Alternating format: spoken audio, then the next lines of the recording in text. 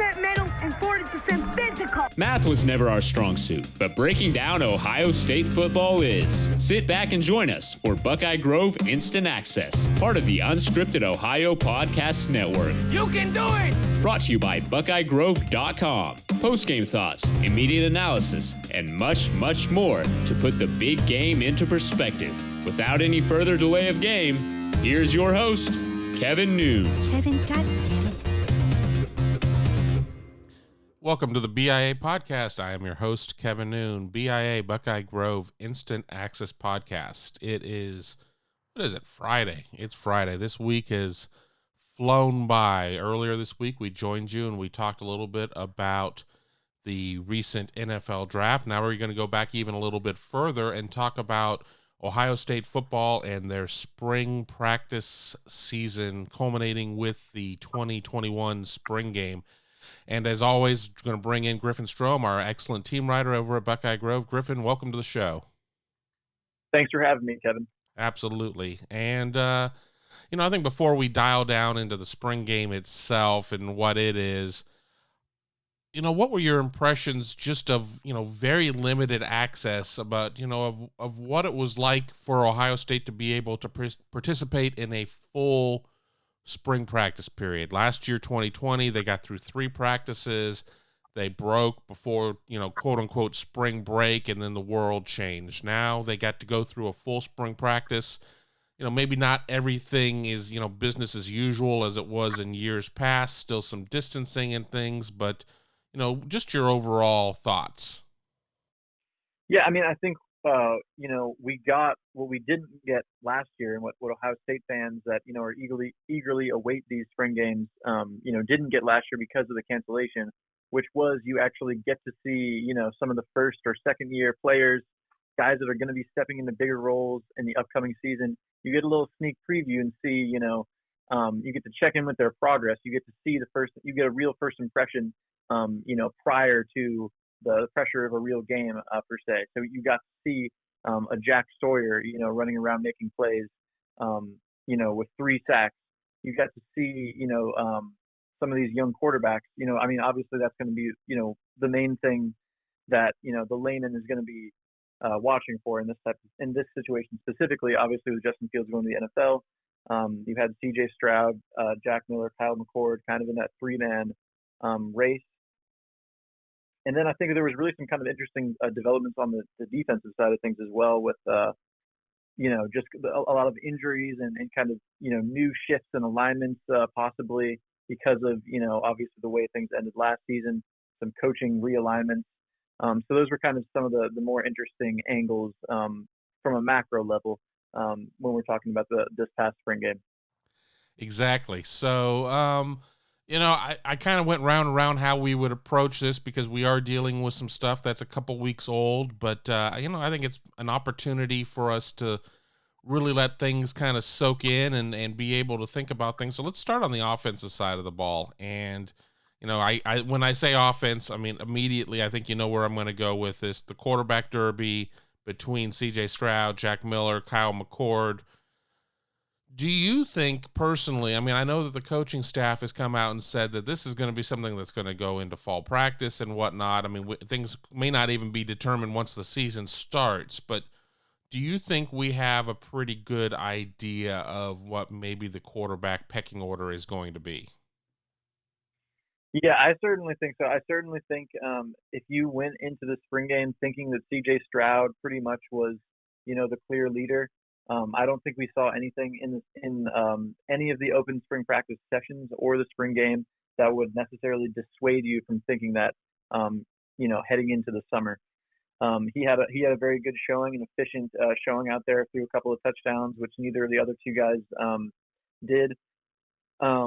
I think what might have been a little surprising is if you were just I think a lot of people thought maybe Kyle McCord could possibly be coming in a little bit behind just because Jack Miller alongside C.J. Stroud, they actually had a year in the system, albeit in a COVID kind of messed up season. But I think Kyle McCord also had a stronger showing than Jack Miller. He made some really great throws. I think like his second throw of the entire day. Maybe it was his first throw. It was a couple weeks back now, so I'm trying to sort through the order of some of the big plays that happened in this game. But but Kyle McCord hit Garrett Wilson like 50 yards downfield at one point on kind of a scary play where Garrett seemed to hit his head a little bit, but that's beside the point. Kyle McCord really, showed that he's not maybe completely, out of this race, even though I think you would probably agree as well that CJ Stroud really does seem like he's the guy that's got the job, even if the coaches won't, admit that right this second.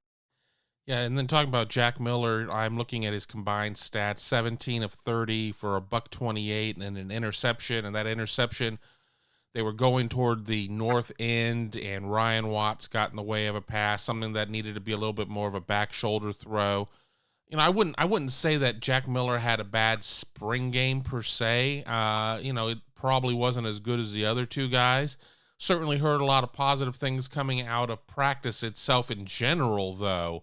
That it's going to be, there's going to be a day where one guy performs better than the other two, and then the next day it might be somebody else or whatnot. But I think personally it's going to be very important for Ohio State to try and keep all three of them engaged, because you certainly want to have four scholarship quarterbacks on the roster, and they're dangerously thin right now with the three, and then Quinn Ewers is going to come in next season for the 22 season, and you kind of figure that his arrival may spell an early departure for somebody there. So a great deal of juggling that needs to take place here. Yeah, and I think that's one of the big reasons why the coaching staff is kind of leading everyone to believe that this battle is going to go on well into the season. And I firmly believe that, even though I'm sitting here saying that CJ Stroud, it probably is his job to lose, I would think. Even saying that, like, I don't think that necessarily means that one really bad game won't mean, one of those other guys get to go in there and test themselves.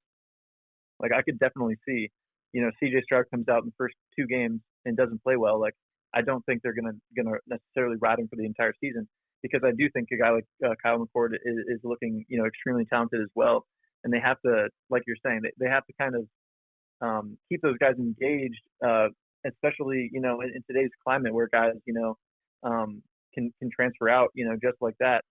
And we've seen a lot of that, recently, even with with Justin Fields coming in a couple of years ago. Tate Martell left, and, like 3 days after the spring game, Matthew Baldwin was out of there too. I was kind of wondering if we might see anything like that with these guys, but obviously we didn't.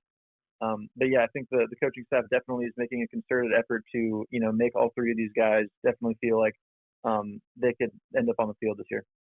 You're listening to the BIA podcast. I'm your host, Kevin Noon, joined by Griffin Strom here on Friday as we are talking about Ohio State's recently, and I use that term loosely, completed spring season. We're going to jump over to receiver right now, because when you look at a spring game, and that's really the vast majority of what we got to see. We had the opportunity to see a couple of periods here and there during the other 14 practices, but certainly it was very controlled what we were able to see. A lot of stretching, not a lot of 7-on-7 or 11-on-11. So the spring game isn't necessarily geared for the running game, but we'll get to that in a minute. But at receiver, Chris Olave and Garrett Wilson are out there doing Chris Olave and Garrett Wilson type of things. We had the recent news about the transfer out of Jameson Williams. He now lands at Alabama. He had a couple of receptions in the in the spring game, but I think that the names that people are really going to be talking about, just based on what they saw there, I think everybody knew what Jackson Smith-Njigba was capable of doing. He had 5 catches, 50 yards, and a touchdown. But the combination of Emeka Egbuka and Marvin Harrison Jr., and then even a little bit later on in the game, Jaden Ballard kind of stepped up and had a chance to get a couple of grabs. But the duo of Egbuka and Harrison Jr., just once again, more ridiculous depth at a position that Ohio State probably could run its twos out there and be just as competitive as certainly anybody in the conference. Oh yeah, 100%. I think that for a lot of people, past the quarterback battle might have been the biggest takeaway from the spring game was just how good and how deep this Ohio State wide receiver room is, with those two true freshmen specifically, Abuka and Harrison. And you talk about Harrison, he looks like a guy who's, his build is already appears to be ready for the highest level of college football in terms of just the guy that's tall and just well built. Abuka looks just like a guy that he was wide open so many times in the spring game, with just plenty of real estate in all directions around him, and he ended up with 123 yards in that game, which isn't surprising. His longest reception was 35 yards. But yeah, I think talking about those two guys, I think when you see already what those two true freshmen are capable of doing, it kind of made you wonder, coming right out of the spring game, where does a Jameson Williams fit into the equation? Or even you're even thinking about Julian Fleming, for example, who while these guys are making plays in the spring game, Julian Fleming has been dealing with this shoulder injury. He had a surgery in the offseason, and you're like, man, like he's going to have to compete with these guys, and I don't know if people thought that that was going to be something you would have to contend with to such a degree.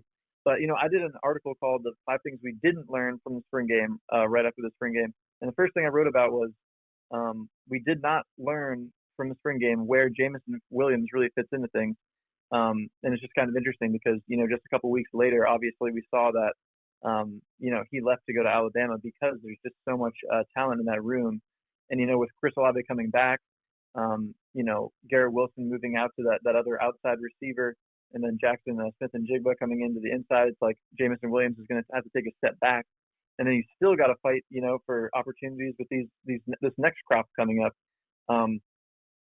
So yeah, it is just as stacked as can be in that room, and I think that was, really one of the big observations a lot of people, made from the spring game was the talent of this wide receiving core.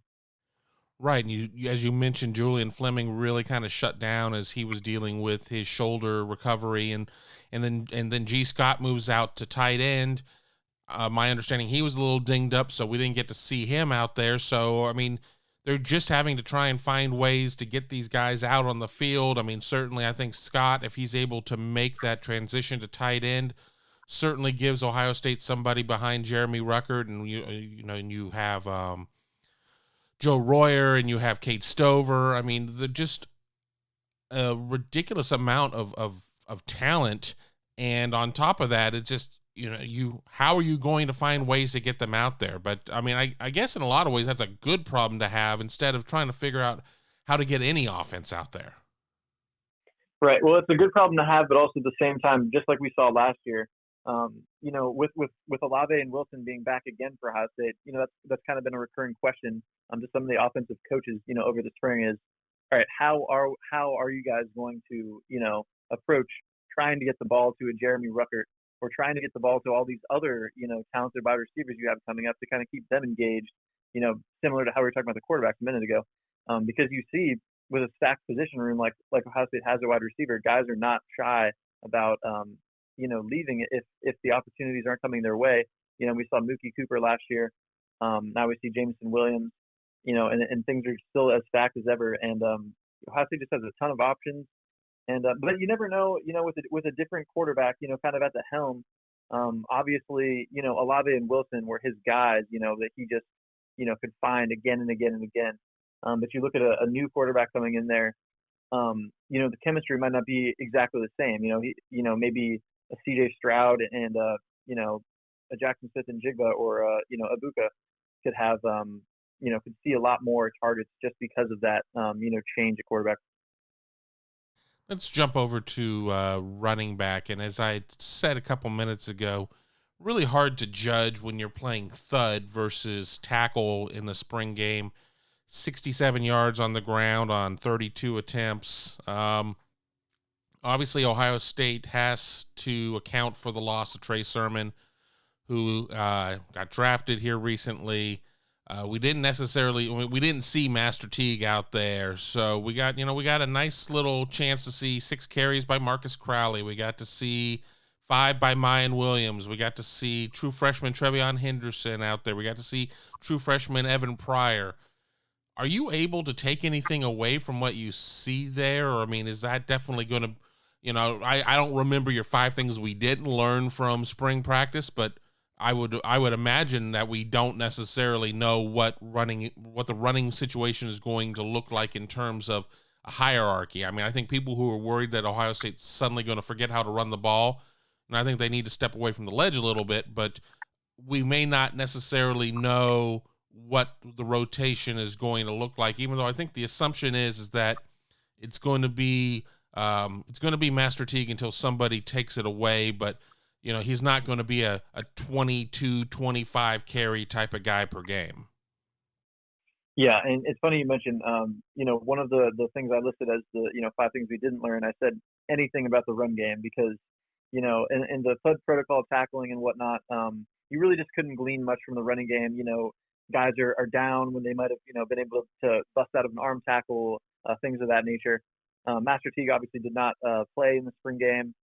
But yeah, just like you said, I think I'm sure you would agree. Like you kind of get the sense from the Ohio State fan base that I don't know if the Ohio State fan base loves the prospect of Master Teague being the number one guy or the bell cow, just because while he's been quite serviceable in the past 2 seasons, I don't know if he's really provided the wow factor. I mean, he obviously has not provided the wow factor in comparison to something like Trey Sermon's 2-game run there, or 2 or 3-game run there at the end of the season. And so that's why I think there's a lot of hope, that a guy like Travion Henderson or something could kind of rise up the ranks there. Even a Marcus Crowley, Mayan Williams as well is a guy that, after it was surprising to see him get a couple of those huge carries, against Clemson at the end of the year last year. And with Master Teague being out there for a minute, he kind of ascended to the number 2 spot there behind Trey Sermon for one of those postseason games. But yeah, not too many takeaways, I would say, specifically from the spring game. It's another position room where there's a lot of guys in there, and kind of different from the wide receiver room in that a lot of those guys, I think people feel like are going to be pretty proven commodities right away. The running back room, I feel like, is kind of like you said, people are waiting for those guys to really step up and announce themselves in a way that they weren't probably able to in the spring game. And there's just a lot of interesting things going on. Yeah, go ahead. Exactly. I was just going to move us to the next position, and then we could take a quick break and then move to defense, and that's offensive line. And I'm going to say that when you are, in the first half, splitting the teams between Team Brutus and Team Buckeye, you're not necessarily seeing a situation where you have, your quote unquote, your 5 best, and then, with guys dinged up and everything else and all that other good stuff, it's hard, I think, really hard to come out of there saying that, okay, we know how this is going to go. I think what we do know is your tackles are going to be Thayer Munford, Nick Petit-Frere, and then, as you work your way inside, things get, the other questions kind of arise. Everybody wants to put Harry Miller at center, but does Matt Jones step in there? Does Luke Whippler step in there? Do you slide Harry Miller to guard? Where do you put Paris Johnson? Did we really learn anything at the offensive line? Excuse me, at the offensive line position. I think we did learn a couple things just from the open practices and whatnot. To me, I'm kind of thinking like if Harry Miller was just going to move back to center when he gets back, why would they be spending so much time with Matt Jones, moving him over from guard to center when he, supposedly didn't have very much or any experience playing center previously? If they planned to have Miller there and if Jones is one of their best 5, I don't know why they would almost exclusively be playing him at center for much of the spring. I think another really interesting development is the emergence of Josh Pryor at that guard position as well, and he got a ton of first team reps with Harry Miller being out and obviously Jones sliding to center. I'm not sure how many people were expecting him to be a major player for a starting spot in year 2. But yeah, I think the center battle is really interesting to me because you've also got Luke Whippler in there as well. And him and Jones kind of split first team reps in there as well in some practices. Like it's the last open practice I went to, it seemed like almost Everybody on this first team offense group that was led by Stroud was everyone that you would expect to see on the first team for Ohio State, except for they actually had Whippler working with the ones and Jones working with the twos, which kind of surprised me a little bit. So I think there's a lot of interesting stuff going on with those, with that left guard spot. Obviously, the right guard spot we expect to be Paris Johnson, of course. But with that left guard spot and the center spot, there's like 4 guys in there that are really kind of seemingly interchangeable. But who knows? Once guys are fully healthy, once the experience kind of takes over at a certain point, that might end up whittling down a bit. I was going to try and take us to break, but I'll throw one more question at you before we take a break, and then we'll go kind of rapid fire through the defense. When you sit there and you hear Kevin Wilson, you hear Ryan Day, and you hear Greg Stuararo talk about wanting to have multiple guys, and obviously that's the goal. You don't want to go through the season with 5 or 6 offensive linemen that are ready to go, and you talk about having 4 guys who can go at tackle, and 3 guys who can snap the ball, and 5 or 6 guards or whatever. I mean, certainly that's the hope, to be able to have guys ready, but you also get guys all the way to the end, and then you sit there and you have Max Ray transfer out after starting a game against Michigan State. You have other guys who are constantly put in the transfer warning zone, and I don't like to sit there and put people's names on there, but there's certainly, anybody who reads the internet knows that there have been other offensive linemen that people have said, well, if they don't get their opportunity now, as we talk about trying to juggle things at quarterback, where you only have one quarterback out there. I mean, obviously you have more offensive linemen out there than you do quarterback, but how difficult do you think it is for them to sit there and have all these guys ready to go, and then be able to find playing time for them? Because, once you get down to it, and Ohio State isn't necessarily pressed in a lot of games, so there are opportunities to roll guys in and out, but, how hard is it to try and maintain that? Oh, I'm sure it's extremely difficult. And, this past season, probably more so than any other season, and probably more so than this upcoming season, it was extremely important for Ohio State to have those that next set of guys ready. And those guys are talking about the Max Ray, Matt Jones coming in for that Michigan State game when the first team offensive line was really handicapped, of course, with COVID. That was a huge deal. Will that be, quite as big a deal, given a world with vaccines and hopefully putting, COVID in the rearview window? That remains to be seen. There's always room for injuries and whatnot. And I know Ohio State, loves to talk about the depth and having guys ready. But at the end of the day, you end up seeing those 5 guys really dominate the snaps in terms of the offensive linemen most of the time. And so when you're talking about a guy like DeJuan Jones, what do you do with him? A Matt Jones, it's like, he can play a couple of different positions, but, there's young guys pushing him as well. There are some very interesting battles on that Ohio State offensive line, aside from, at least 3 positions that we feel pretty comfortable are going to be locked down here, heading into the summer. And there you go. So we've kind of wrapped up the offense. On the other side of this quick break, we will talk defense and then wrap it up with a couple of final questions. You're listening to the BIA podcast. Hague Water Conditioning has been treating well in city water in Central Ohio with American-made water filtration products for over 60 years. Have a water quality problem? The water treatment experts at Hague know how to solve it. Not sure if your water softener is working? They will test, inspect, and sanitize any brand of water softener for only $20. Schedule a system checkup or water test today by calling 614-836-2195 or visit them online at HagueH2O.com. That's H-A-G-U-E H2O.com.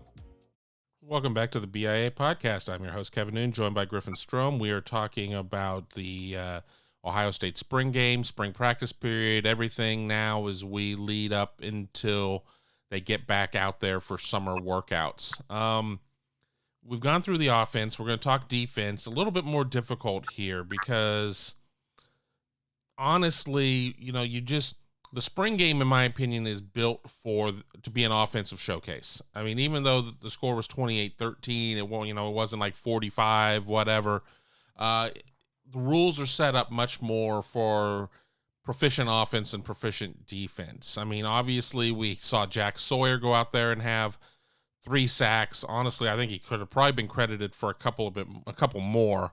But it is what it is. But, you're going against, as we talked about earlier, half lines, guys aren't in or whatnot. So how do you try to measure what we saw from the defense and try and extrapolate that moving forward there, Griffin? Yeah, it really is hard because I think, pretty much the number one thing that a lot of people are going to be looking, besides the quarterback issue, of course, when you're looking at Ohio State going into this year, you're going to look at, okay, what did they do to fix their obvious shortcomings in terms of the pass defense? And, that was just, kind of impossible to glean from watching the spring game where you have several defensive backs that might normally be playing or starting out. You have a couple, linebackers that would probably be seeing a lot more time. Those guys are out for the spring as well. So in terms of like a real tangible, is Ohio State, how improved is the pass defense? I don't think you can really come to a conclusion based on what we've seen over the spring. I think kind of the most interesting aspect of, a change that appears to be developing here for Ohio State is that it seems to me that they are, trying to implement that bullet hybrid linebacker safety position into the defense more so than in the past. Obviously, we started hearing about it after the 2018 season because of, a lot of the shortcomings with that defense in terms of, defending the pass and the run. But then, as we talked about, as everyone knows, Pete Warner playing in that Sam linebacker position kind of rendered the bullet, defunct for a couple of years there. But now they're trying to use a guy like Craig Young, a very versatile, long, tall guy that had previously been listed as a linebacker, and now you're seeing him listed as a straight up bullet, and that's kind of just a new change for Ohio State. They put out a depth report where him and Ronnie Hickman both were listed as an actual bullet, and so we saw a lot of that. With just two, inside linebackers and then another kind of hybrid guy that can, drop back into coverage or, come up and play close to the line of scrimmage as well. You saw a lot of that in the spring game. We saw a lot of that, in spring practice in general. And I think some of the thought is, okay, maybe, with a guy like Dallas Gant that's hurt and some of the other, injuries that they have going on in the back seven, how much of that is, do they have to do right now versus how much are they actually going to implement the five, DB, so to speak, look there on defense. It certainly didn't help in the spring game that they were so thin at some positions, including linebacker, that they had to trot Rowan McCullough out as a linebacker.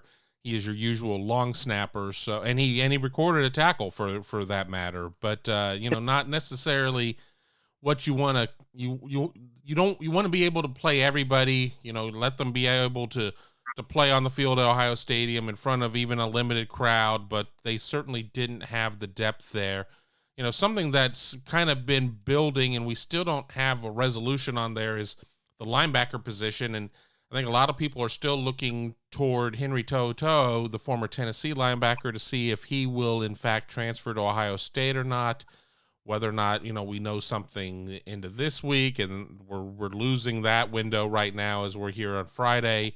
Next week, does he go to Alabama? Does he go somewhere else or whatnot? But, I think that, there's so much in that back seven that we don't necessarily know, but I think that people should have, they should have some optimism just based on what we have seen out of some of these guys. I mean, what you talk about Craig Young, you talk about Ronnie Hickman, you talk about Ryan Watts, I think we're starting to see this next wave of guys really starting to step up, that they didn't have the opportunity last year because you don't have a spring, and then you have this accelerated get back and let's try and play a season, and then you don't have normal practices because you're trying like hell not to break your small groups in terms of COVID protections. I personally think that there's a lot of reason to be hopeful for the back seven, but until we see something, I know they're going to be the skeptics. Yeah, and I think, if there's a positive about a Seven Banks being out for the spring, if there's a positive about Cam Brown, still obviously recovering from that Achilles issue, it's that you get to see some of these young guys, Ryan Watts, with just a huge play on defense in the spring game with that interception on the first opening drive, at the goal line. You get to see a guy like that developing. You also get to see a guy like Cameron Martinez, who before, came in as an athlete commit and, not knowing exactly what they were going to do with him. Now, he looks, like a nice cornerback for them as well. Denzel Burke as well.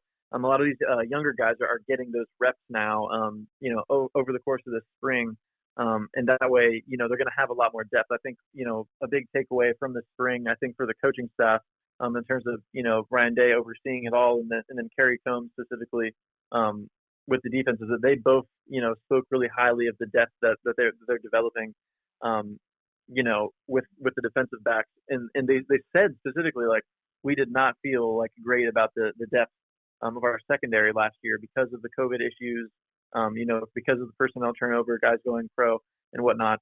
And I think it's a good sign if you're an Ohio State fan that the coaches are speaking so highly of the development that's going on in the secondary right now. And then let's jump to the defensive line. I obviously mentioned early on about Jack Sawyer and his sacks, but again, keep that somewhat tempered because of the situation. But you sit there and you bring back guys like Tyreek Smith and Tyler Friday, and obviously Zach Harrison, a player that I've already seen, and we talked about on the draft podcast about him being already projected as a first rounder. You sit there and you get Haskell Garrett back. I mean, a lot of these guys you don't necessarily see in the spring game, but again, it gives you an opportunity to see some of the young guys step up. And while there might not be, it's too early to put that label on Sawyer. I mean, we tried to put that label on Zach Harrison as a true freshman. While there may not be that Bosa young type of player, I think there's a lot of upside in terms of the offense or the defensive line, but they're going to have to grow up fast with Ohio State opening with a Big Ten game against Minnesota and then hosting Oregon week 2. Yeah, 100%. And, kind of like we talked about on the last podcast we did on Monday, whatever day that was, a lot of people are expecting to see now that next jump from Zach Harrison this year. I think a lot of people aren't going to be satisfied with kind of, a defensive, a pass rush, I should say, that isn't producing high sack totals. Like Ohio State had last year. It was kind of like, okay, the pressure is great. They're getting a ton of pressure, but they can't get all the way home. I think people are going to want to see, these Tyreek Smith and Zach Harrison start to get all the way home. I think Tyler Friday was kind of a forgotten guy last year. He missed a couple games, I believe, with some injury issues or COVID. He could obviously factor in there as well. A lot of these guys, and especially on the up front, on the interior of the defensive line too, are guys, that have been around for years and years. If you think about an Antoine Jackson, Jerron Cage, but that's just how it goes in Larry Johnson's, on his defensive line, is that you just have to wait for your turn.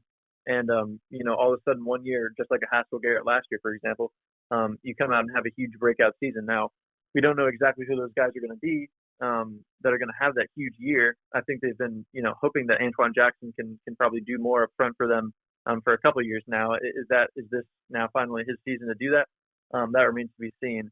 But obviously there's a ton of guys and a ton of talent. Obviously Teron Vinson is another guy on the interior where there are high hopes for him. Obviously he was projected as a first round pick in one of the mock drafts we talked about the other day. There's a lot of names. It really just comes down to, who is actually going to step up and become, the next Tommy Togiai, who's going to fill the void of Jonathan Cooper and so on and so forth.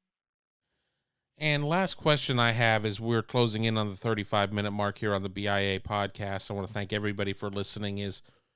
We kind of talked about some of the storylines. We talked about some of the personnel.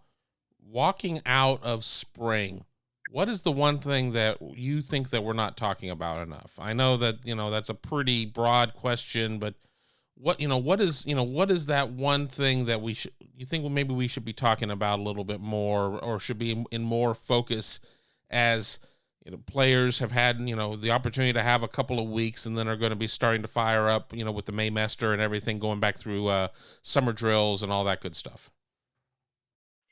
Yeah, I probably should have a better one than this, and maybe one will come to me. But I just can't help when you talk about just underrated kind of storylines or players in general on this Ohio State roster. I would just say the really the consistency and the strength that Ohio State has on offensive line and both tackle positions is really a thing that I don't know if that goes talked about very much with this Ohio State team. Just how much that Thayer Munford and NPF are really fixtures and pillars of that offensive line on either side. And how much that'll do for a new quarterback coming into the system in a CJ Stroud or if it ends up being one of those two other guys. Not that necessarily was something that to be gleaned specifically from the spring game, because obviously, like we talked about, kind of the upfront play is not the biggest kind of emphasis in these spring games is the thud tackling protocol and everything like that. But that's one thing that comes to mind. Yeah, do you have a better one than that? While I kind of try to think about another angle here. I do, but it's not nearly as exciting of one, and we didn't talk about this during the body of the podcast, so maybe somebody will be like, well, you're cheating, you were holding this back. But I'm going to mention special teams, and just the fact that it's the first time in a long time that Ohio State's going to be trotting out two specialists that really are not all that experienced in terms of college football, with Jake Seibert still being a young guy and Jesse Mirko making, going into his first year of college football after doing the whole Australian thing. Obviously the goal is, let's just kick extra points. We don't need a lot of field goals because we're getting 6 instead of 3. Let's not punt. But we know that's not always realistic. So the consistency that they're going to get there, I think, is going to be the big question. I mean, and I don't think Ohio State's going to be a team that's going to have to punt a lot until it maybe takes the foot off the gas in a lot of the games, with Ohio State probably going into this season being double-digit favorites in almost every game, in my opinion. But I think special teams is something that we did not talk about enough. Yeah, actually, as soon as you started saying that, I was like, yeah, some of the special team stuff, because there is, and nobody really cares about the turnover with the specialists on your special teams unit necessarily over the off season, but then it becomes something that becomes extremely important when you're in the actual big moment in a big game, and suddenly a guy like Jake Seibert's going to have to step up and hit a big field goal, or a brand new punter from Australia is going to have to boot a big punt back up in his own 5-yard line or something like that. And there were a couple kind of special teams miscues, some bad punts that we saw in the spring game. I'm sure some of that stuff will be ironed out, given that, Mirko's a guy that's, new to the country and everything like that, and just getting, acclimated to everything. But yeah, that definitely is an underrated storyline with Ohio State. The fact that you're replacing Blake Hobbiel, the fact that you're replacing Drew Chrisman, guys that have been familiar faces and, fixtures in the Ohio State program for several years.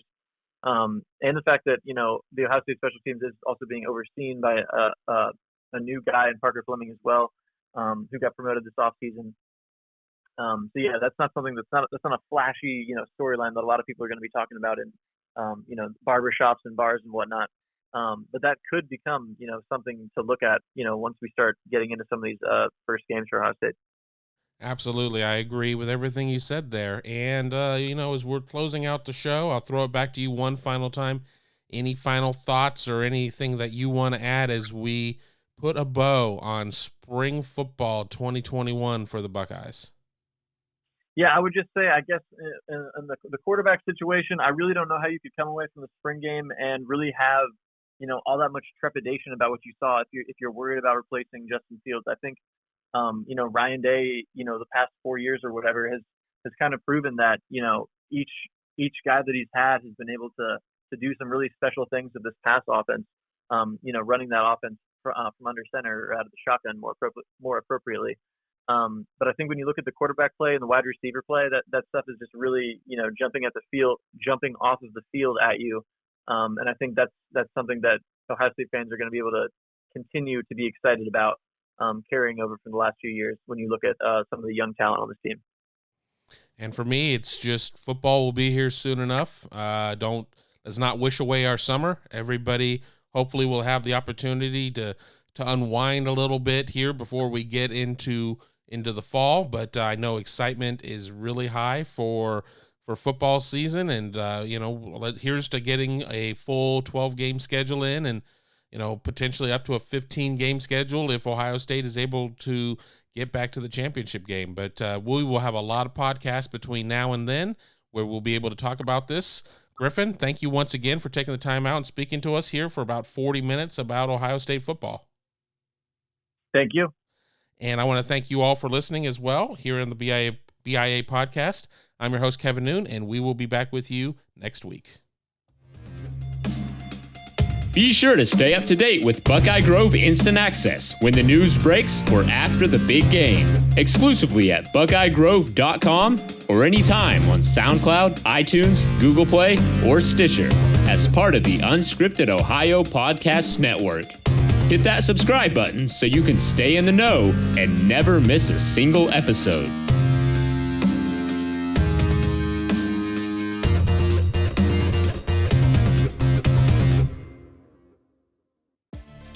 Thanks for watching. Be sure to click on that subscribe button so you don't miss a single thing, and come visit us over at buckeyegrove.com for all the best Ohio State information on the web.